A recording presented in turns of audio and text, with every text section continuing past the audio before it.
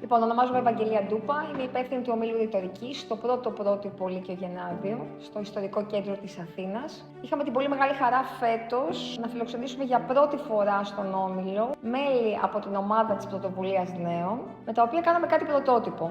Κατά την πρώτη μας συνάντηση, περπατήσαμε στο κέντρο και κάναμε έναν καταπληκτικό περίπατο δημοκρατίας, κατά τη διάρκεια της οποίας οι μαθητές μας χωρίστηκαν σε ομάδες και κατέγραψαν τα προβλήματα του κέντρου σε ζωντανό χρόνο.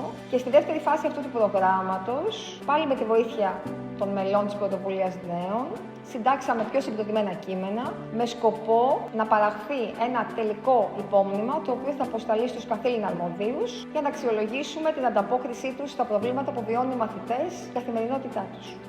Ο αντίκτυπος είναι πολλαπλός. Καταρχάς, σε επίπεδο συμμετοχικό και πολιτικό, δίνουμε βήμα στα παιδιά να εκφράσουν αγωνίες, προβλήματα, ανησυχίες, προσδοκίες και ελπίδες.